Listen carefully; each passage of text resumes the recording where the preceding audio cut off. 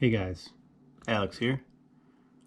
Today we're going to be talking about the Wilson Rockwell hardness tester, but also I'm going to get into a little bit in depth about like the history of Rockwell, and then I'll do a little example, and then this is definitely going to be a long video, so strap in. This is the Wilson 4JR, and basically it was invented, well, not this particular model, but Rockwell Hardness was invented by Stanley P. Rockwell back in the day. He worked for he was an engineer and a metallurgist, and they needed to figure out a way how to basically test ball bearing racers. And they only had like two ways. They had the Britnell hardness and some other, it starts with an S, I can't remember. I'll put it up on the screen here. And or a file, like a hardness file, go no go type of thing. And they wanted to basically get like a good gauge on what actually was the hardness. So he worked in this machine shop, or not machine shop, this company that made these bearing racers, and then worked with a guy also by the last name of Rockwell, and eventually they came up with a very rudimentary design, and then they submitted a patent and had to wait 5 years in order for it to get accepted. And then they had the first patent of the Rockwell hardness tester.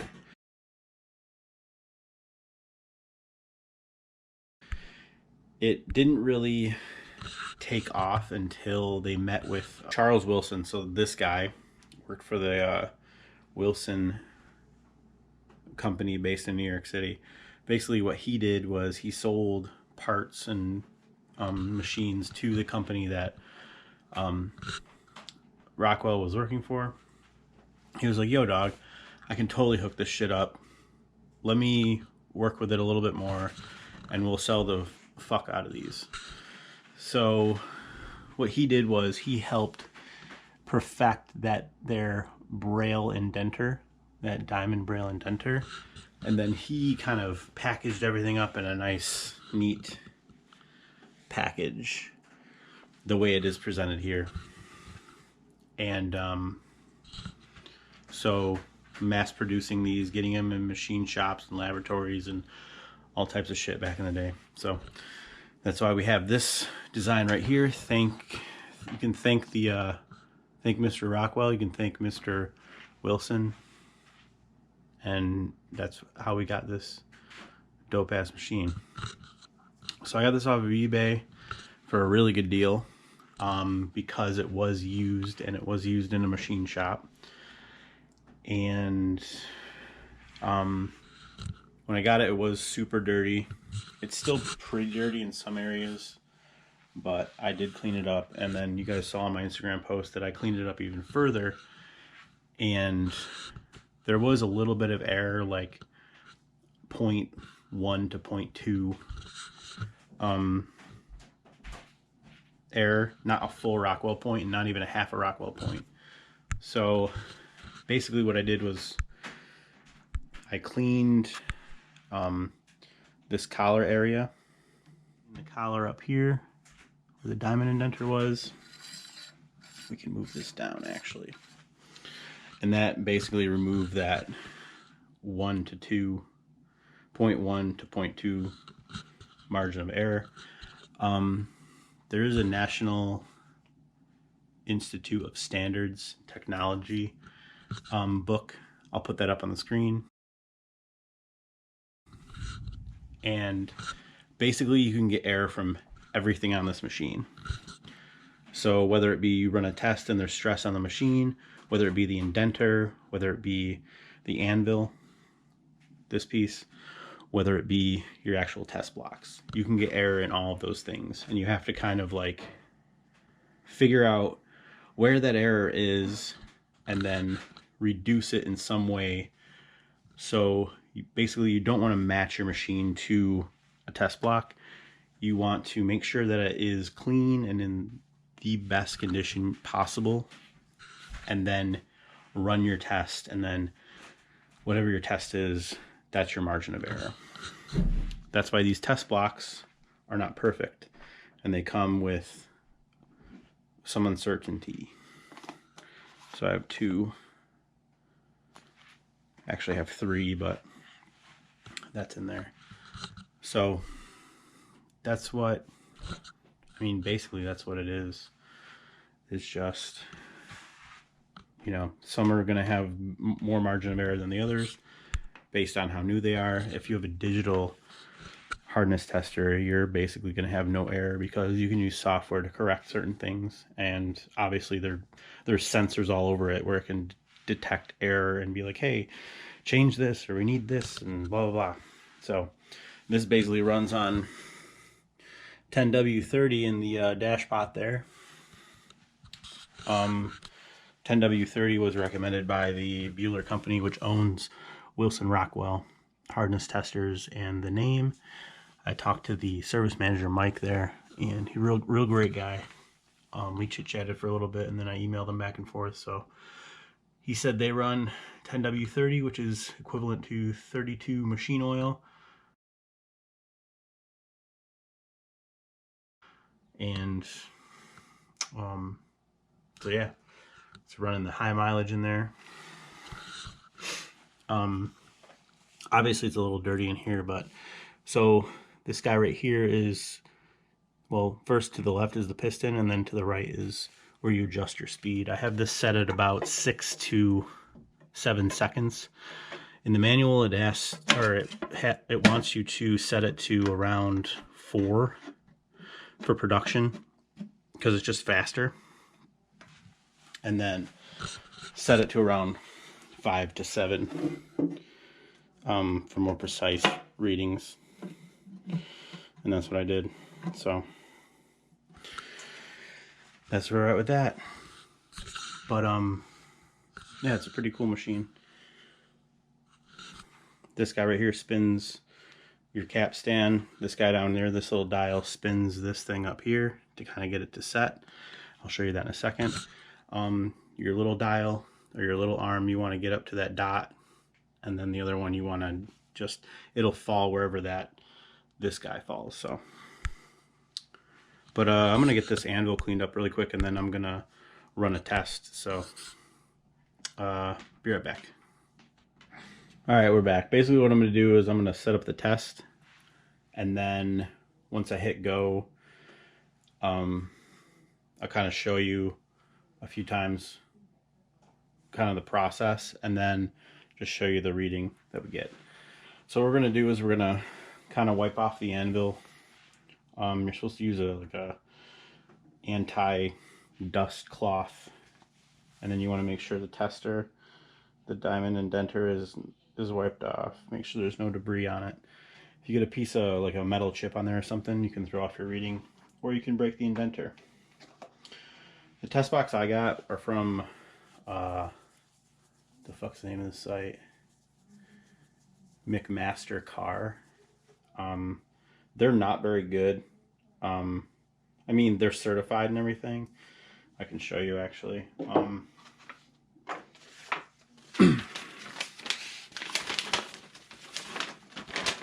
So like, they're definitely laboratory certified.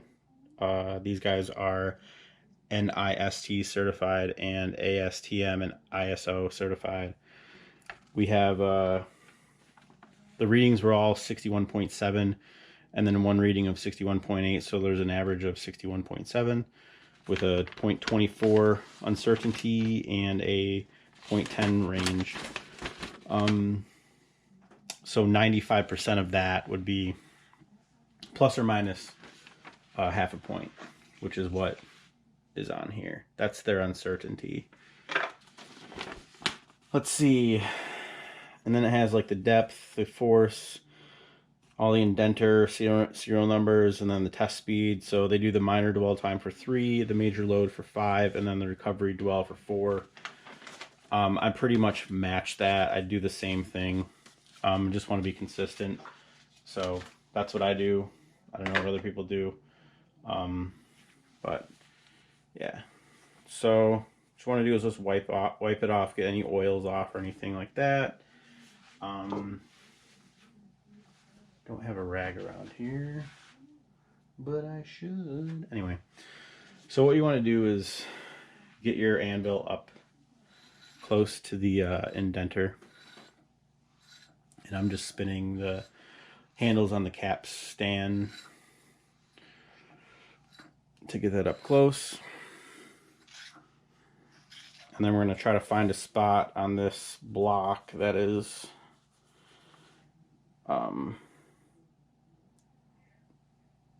testable, I guess. So we'll go over here. Let's go in between here. So you get it up on there. You kind of turn this until you get that on that dot. You get this guy set. Then you hit this plunger. This is gonna turn. This is where your speed comes in. This guy right here. Once the test is over, you're gonna pull this back. So I'm gonna count 1 1000, 2 1000, 3 1000, 4 1000, 5 1000. It's just under 61, so you're always gonna throw out your first test. And the reason you do this is because all these things need to be seated correctly. If you just throw your test on and you're like, oh shit, my numbers are off, it's because everything's not seated. You need to get everything seated properly. So let's run another one.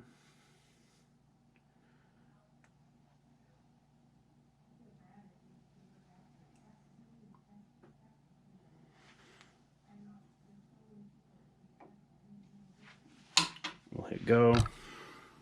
You can see that that's moving. This one's still moving. It stopped. 1 1000, 2 1000, 3 1000, 4 1000, 5 1000. So we're either at 61 or 61.1. And then after that, you're going to do 4 more tests. And you're going to be within that margin of error. So let's do one more test.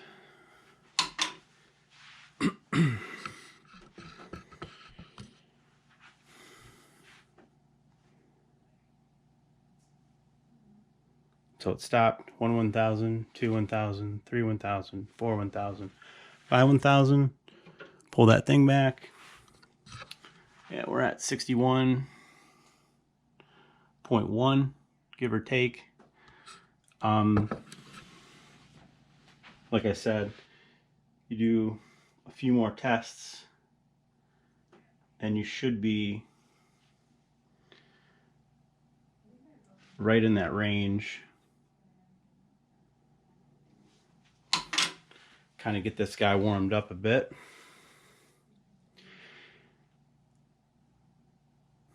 And I mean, I might clean it again. 1 1000, 2 1000, 3 1000, 4 1000, 5 1000. Yeah, we're at 62, or I mean 61.2. It's very hard to kind of tell where these, where the decimals are, because you have such a small range in between like 60 Rockwell and 61 Rockwell. But I mean, I'm pretty confident that we're within that range. I did find a place that does certify and calibrate. I did email them. It was hard to find them. I actually had to call a few machine shops to ask where they got their stuff done. 1 1000, 2 1000, 3 1000, 4 1000, 5 1000. They charge $380. So we're at 61 or 61.1 again. And honestly, I'm probably gonna get some money together and probably get a sticker on this thing. So we can be legit. But yeah, it's probably gonna be in a few weeks. I'll probably do that. This whole COVID thing. And yeah. So hopefully we can get a sticker on this bad boy. Yeah, I probably have to clean it again, get that error out. But I mean, it's falling within 61.1 and 61.2 every time. The lower end, I'll show you that one really quick. Pretty much is like dead nuts every time.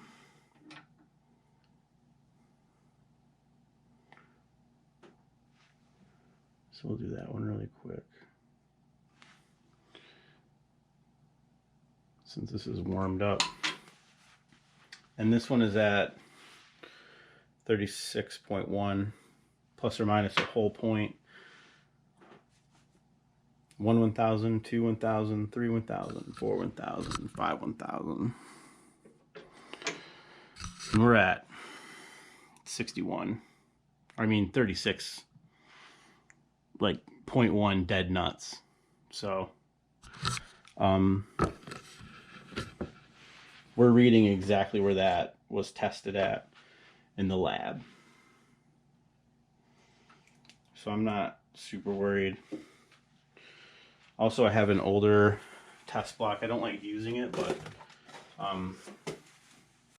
they did penetrate it on both sides, so we can use it on this anvil. We just need to find a spot where it hasn't been penetrated, and kind of sit it on there. So we'll do that. Let's go right here.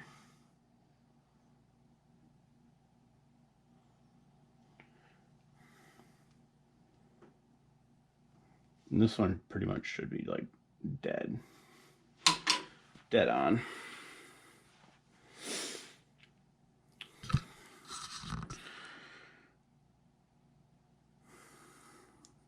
One 1000, 2 1000, 3 1000, 4 1000, 5 1000. And that's reading 62 Rockwell. So this block right here is a registered Wilson Rockwell, and that we're at 62.2 plus or minus 0.5. And I don't know if you probably can't read that. Yeah, so 62.2 plus or minus 0.5. And that hit dead nuts at 62. So honestly, I think that the test block is like, I think it's a little off. Or there might be some like dirt on it or something like that, because we're getting a lower reading. And typically when you get low readings, there's dirt somewhere. The indenter's not broken, obviously, because we're nailing that lower end. We're nailing the higher end on this older block.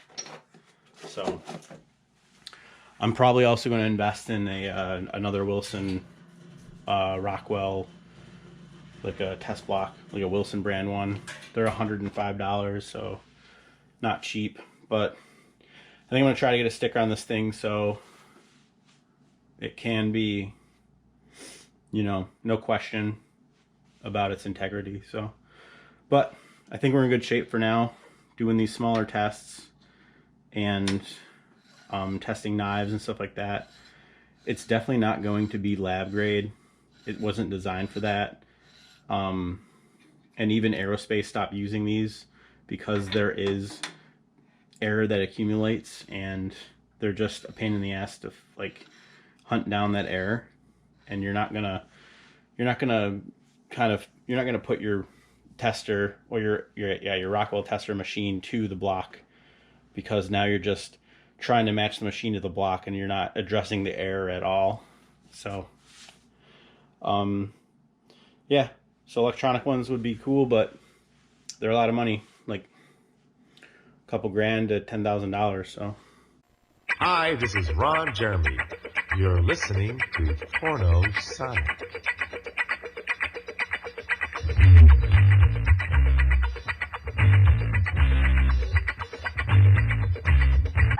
But I think this is a good deal. Everything's cleaned on it. I'll probably go through it and clean it again at some point. And then try to get a cert on this. So we'll be in good shape for anything that we can throw at it. But I mean, yeah, if you guys want your stuff tested, like definitely send it to Kurt. But also I can take some stuff too if you want. It's totally up to you guys. Like I'm not gonna charge money, I don't think. Like, just pay for shipping. That's all I ask. And we can use this. But so yeah, hopefully that was like fun. Get a brief history. I'll put all those links down at the bottom too, so you can like see the manual, and you can see the information that I got about Mr. Rockwell and all that shit. So but yeah, if you guys have any questions, let me know. This is Wilson 4JR. So, all right, guys, have a good one. See you.